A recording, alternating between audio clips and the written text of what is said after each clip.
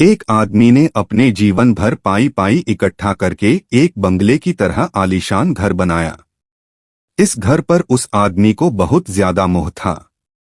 वह घर की जी जान से देखभाल करता था। छोटी मोटी प्रॉब्लम आए तो उसे तुरंत दुरुस्त करता था। कई बार लोगों ने उसे उस घर को बेचने की सलाह दी थी। बहुत लोगों ने उसे बहुत अच्छी कीमत पर उस घर को मांगा भी था। उसका खुद का बेटा भी अच्छी कीमत मिलने से उस घर को बेचने के लिए तैयार था, लेकिन वो आदमी कभी भी उस घर को छोड़ने के लिए तैयार नहीं था। उसे जीवन में किसी भी और वस्तु से ज्यादा इस घर पर गर्व था, अभिमान था। एक दिन वो आदमी बाजार गया हुआ था। जब वह बाजार से लौटा तो उसने देखा कि उसके घर के सामने बहुत बड़ी भीड़ जमा है। वह दौड़ते हुए आया तो उसे बहुत बड़ा आघात लगा, क्योंकि उसके घर में आग लग चुकी थी। अपने सबसे प्यारे घर को ऐसे आग में जलते हुए देखकर वह अधमरा सा हो गया। उसे समझ में नहीं आ रहा था कि वह क्या करे। उसने निर्णय लिया कि अगर उसका घर नहीं रहेगा तो वह भी नहीं रहेगा।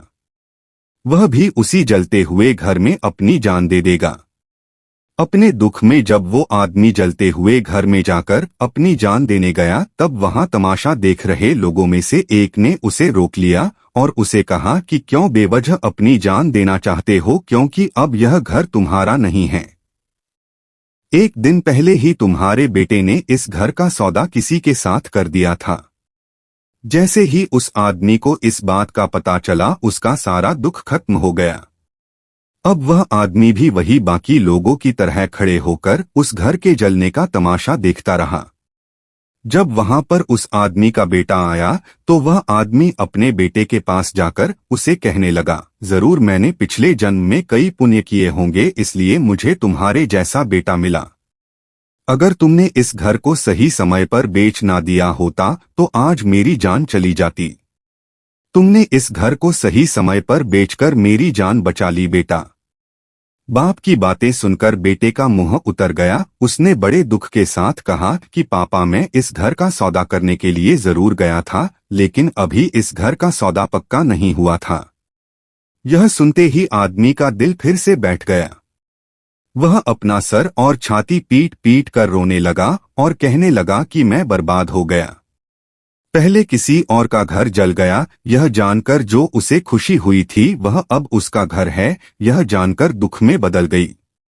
दोस्तों, इस कहानी से हम बहुत अच्छी तरह से समझ सकते हैं कि दुख का कारण किसी भी चीज को अपना मानना होता है। जब कोई चीज अपनी है और वह हमें छोड़कर जाती है तो बहुत दुख होता है, लेकिन अगर वह चीज किसी और की है और उसके साथ कुछ भी हो जाए तो हमें दुख नहीं होता। श्रीमद् भागवत गीता में भी यही लिखा है कि किसी भी वस्तु को अपना मानना ही दुख का सबसे बड़ा कारण है। इसीलिए किसी भी वस्तु के साथ ज्यादा लगाव या मोह नहीं बांधना चाहिए। अगर हम ऐसा कर सके तो हमें जीवन में दुख भी नहीं होगा।